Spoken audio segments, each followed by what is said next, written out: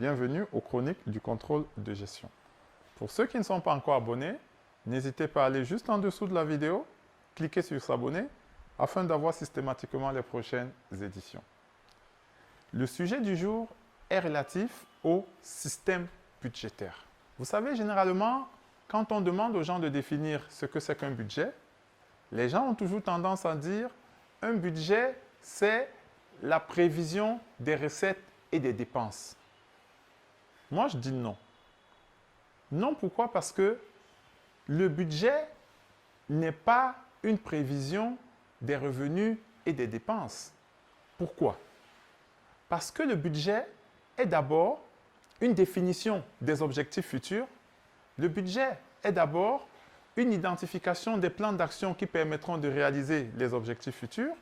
Et puis, bien après, le budget ne sera donc au final que la matérialisation financière des ressources qui nous permettront de réaliser les plans d'action relatifs aux objectifs que nous avons définis. Et donc, on ne parle argent, on ne parle finance dans le budget qu'en dernière phase.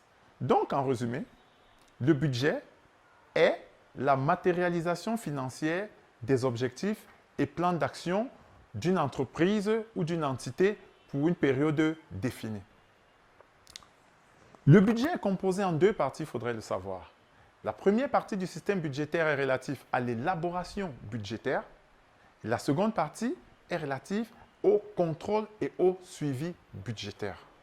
L'élaboration budgétaire va consister à se projeter sur une période de 1 an parce qu'il ne faut pas confondre. La stratégie se projette sur une période de 3 ans et plus. Le budget se projette généralement sur une période de 1 année. C'est vrai qu'on vous parlera des budgets pluriannuels, mais généralement, le budget est relatif à 1 année. Et ne pas oublier également que le budget n'est qu'une portion de la stratégie.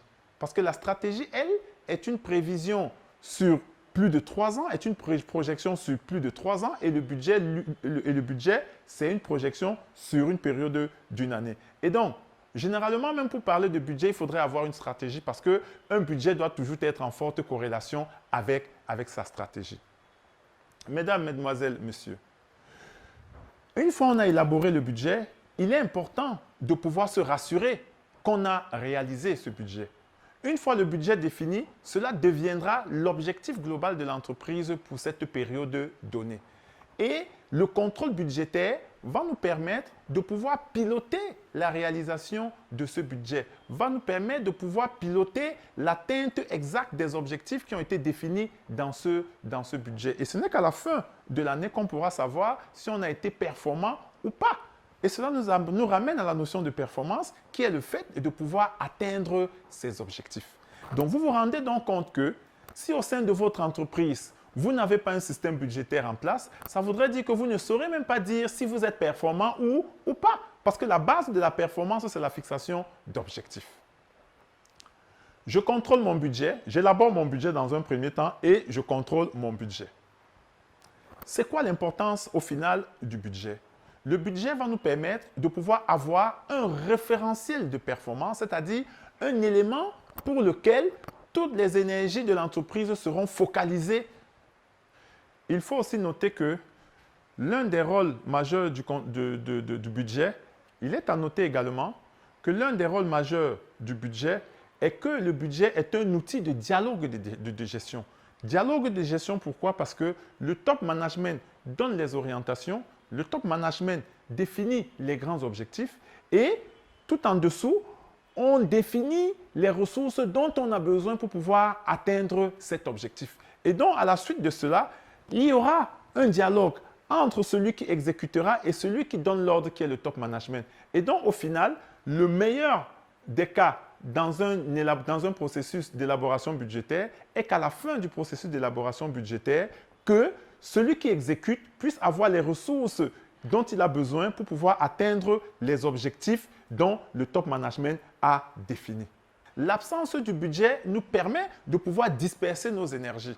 Or, un budget permet la convergence des différentes forces au sein de l'entreprise parce que nous avons un objectif commun et fixé sur une période donnée. Mesdames, mesdemoiselles, messieurs, dans la dynamique du contrôle de gestion, nous parlerons toujours d'accompagner dans l'atteinte et la réalisation des objectifs? Eh bien, le système budgétaire est donc un outil qui nous permet de pouvoir non seulement définir cet objectif-là, mais également de pouvoir accompagner à la réalisation de cet objectif. Mesdames, Mesdemoiselles, Messieurs, merci d'avoir suivi les chroniques du contrôle de gestion et à la prochaine édition.